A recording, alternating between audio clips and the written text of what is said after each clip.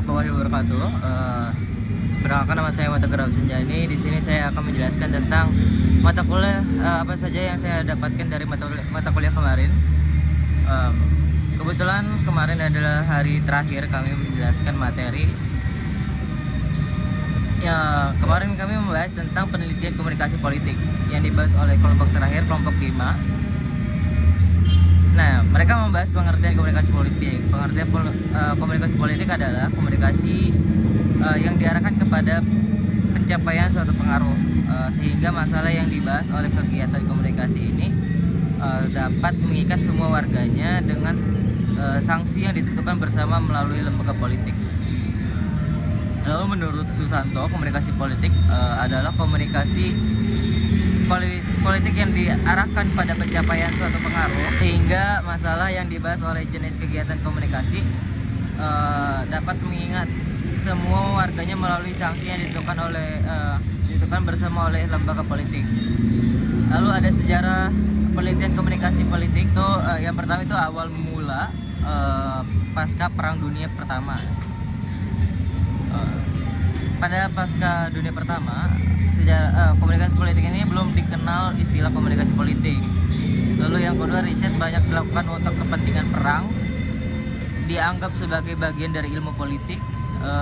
Harold Laswell meneliti propaganda dan merumuskan model komunikasi who say what in which channel to want with the effect. Lalu ada era Perang Dunia Kedua. Fokus risetnya itu ada opini publik dan propaganda. Lalu yang kedua, memanfaatkan propaganda sebagai strategi perang, mengembangkan riset melalui tokoh seperti Hovland, Alford Lewin, lalu Shannon. Lalu ada sejarah politik pasca PD kedua 1950. Nah, komunikasi politik makin didominasi oleh komunikasi, bukan lagi politik. Lalu yang kedua itu psikologi sosial sangat mempengaruhi studi komunikasi politik, attitude, opinion, benefit. Yang keempat itu ada era Perang Dingin. Fokusnya itu pada pengaruh media dan perang informasi. Komunikasi politik berkembang menjadi kajian interdisipliner.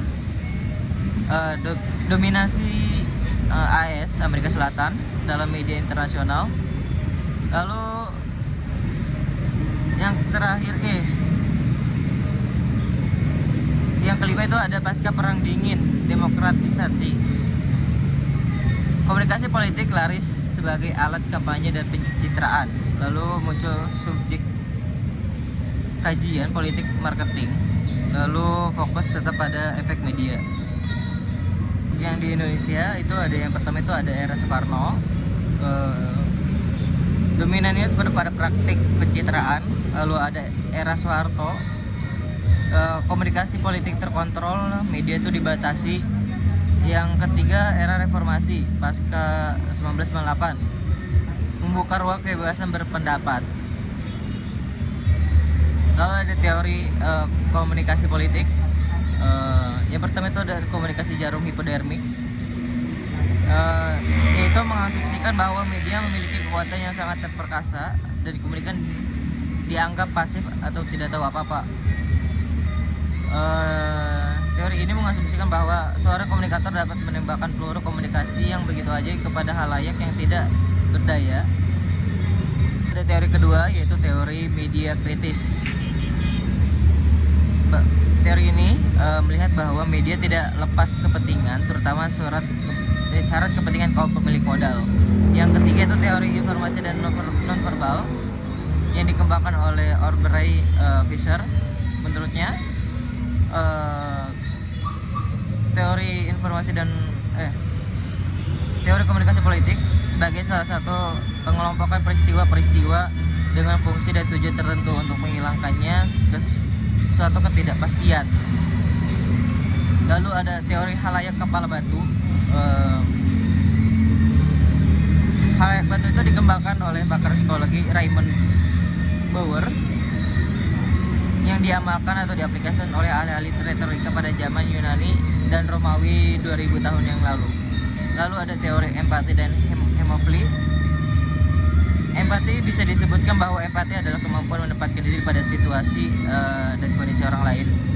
Yang kedua, teori Homifli yang dimaksud sebagai kemampuan individu untuk menciptakan kebersamaan baik fisik maupun mental.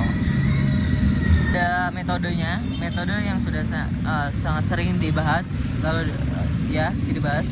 Yang pertama ada polling, quick count, critical discourse analysis, framing, focus group discourse, survey. Lalu ada model komunikasi demokrasi. Yang pertama model one way, yang kedua dialog, yang ketiga interaksi. Nah, mungkin segitu saja yang bisa saya bawakan. Saya pamit undur diri. Welcome to the jungle. Assalamualaikum warahmatullahi wabarakatuh.